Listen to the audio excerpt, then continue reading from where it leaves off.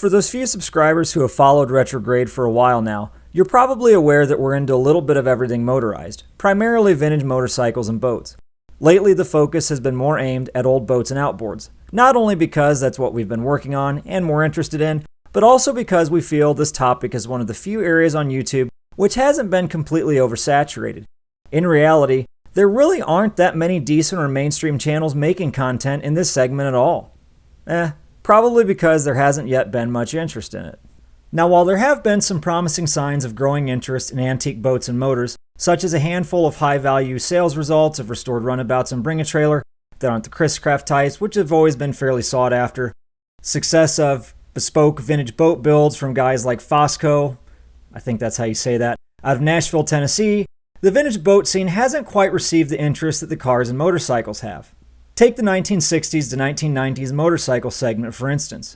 Not only have these bikes that were in recent history once considered fairly worthless and could be had cheap, now fetching top dollar, but mainstream manufacturers such as Triumph, Royal Enfield, Moto Guzzi, and the Japanese manufacturers, of course, all are now investing significant effort into reproducing their vintage models from the 60s and 70s. Honda has recently amped up their efforts heavily in the last few years to reproduce their old trail bikes in the form of the Monkey, Trail 125, and recently the Dax 125. And these bikes have been in pretty high demand since their release. As far as the automotive industry goes, well, retro vibes and nostalgia are certainly no strangers. I have said for years now that I'm fairly surprised that the small vintage boat scene has not yet taken off in popularity. Small runabouts such as Feathercraft, for instance, could become the new cafe racers of the boat world, especially since by nature, each of these boats are individual and have to be customized to a certain extent when fitted with controls, motors, accessories, etc. And while some of these do fetch decent value, the main owners still continue to be, at least from what I observe, people that are typically boomer aged. Maybe this is because the younger crowd who have recently gotten into old motorcycles don't boat and don't have a garage large enough to store a boat in, or because the market has moved away from the simple, utilitarian, affordable, and many times stylish boats from years ago to expensive, bloated, showy, and overpriced models that everyone seems to want today and pretty much the average American would have to have financed. I've hoped and banked on this turning around, and one thing that I've said would be a solid indicator of this starting would be if a fairly mainstream boat manufacturer started to make a retro throwback model targeted towards the general public. While this trend has been occurring for years now in the automotive and motorcycle segments, it hasn't, to my knowledge at least, happened in the marine industry. That is until recently, when Starcraft announced their re-release of their 1957 Ski Champ model. Now, Starcraft is a pretty big name in boating, and they've been around for a while, since 1903 in fact, when they became one of the first producers of aluminum boats. And while they do make fiberglass boats, I consider them one of the best aluminum hull manufacturers, and in line with other historic big-name brands such as Alumacraft, Lund, and Crestliner.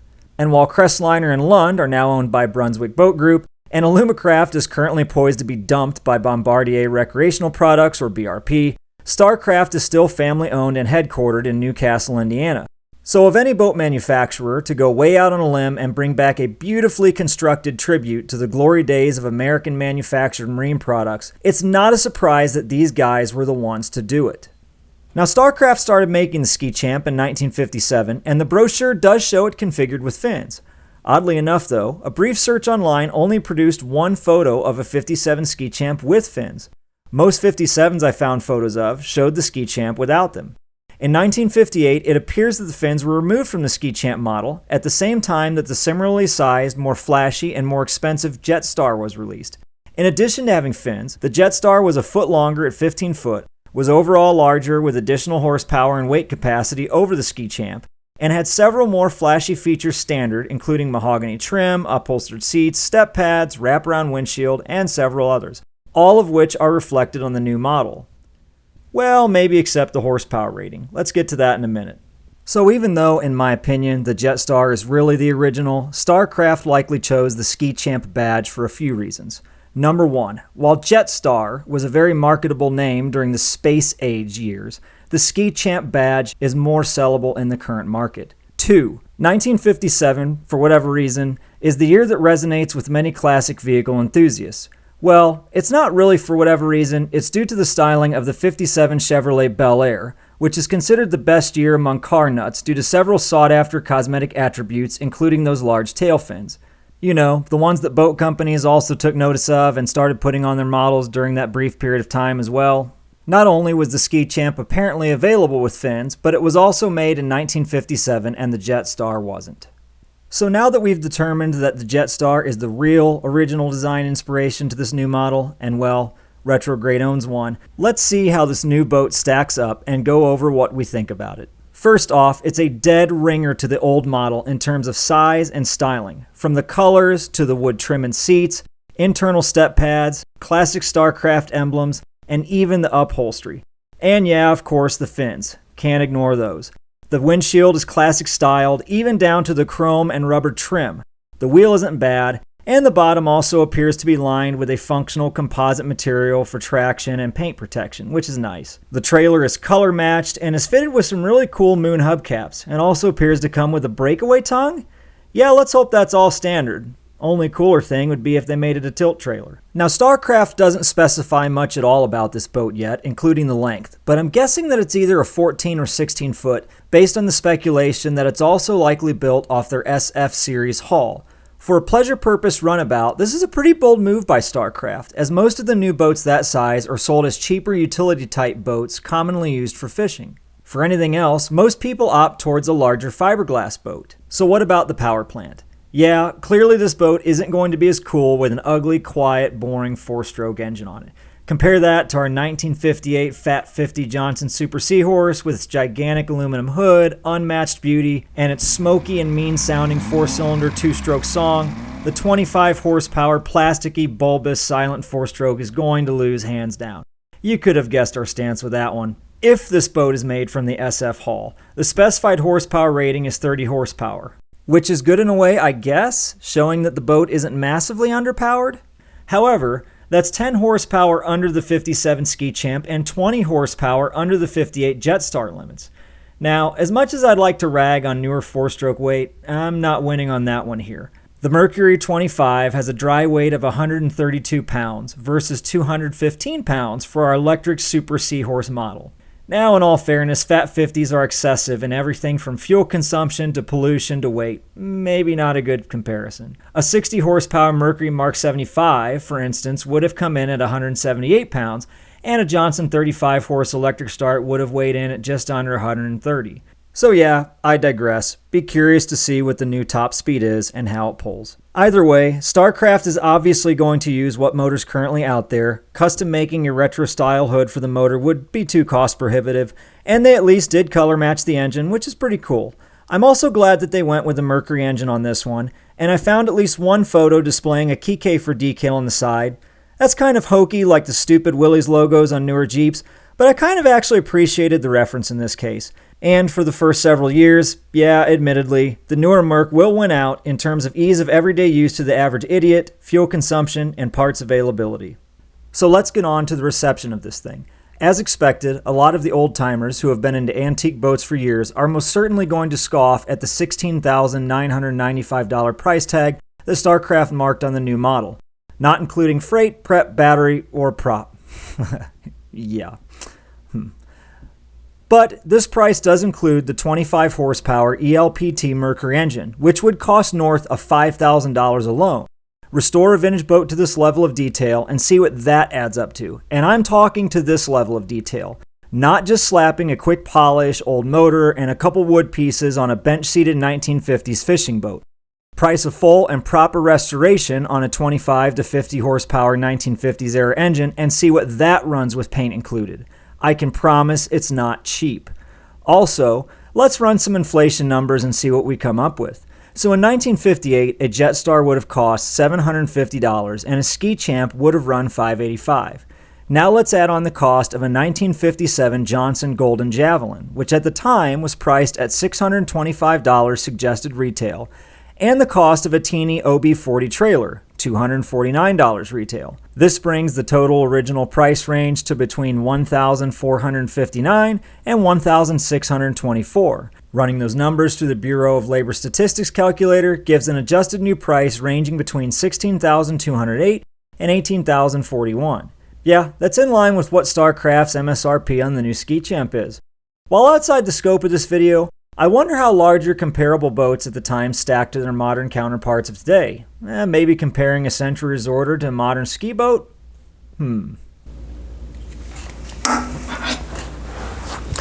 Now, Retrograde is a very small, unknown YouTube channel, and even with the large amount of simping I've been doing for Starcraft over this thing during the last 12 minutes, it's really unlikely they're going to send us a boat to test out, and I'm currently not in the market for a new boat.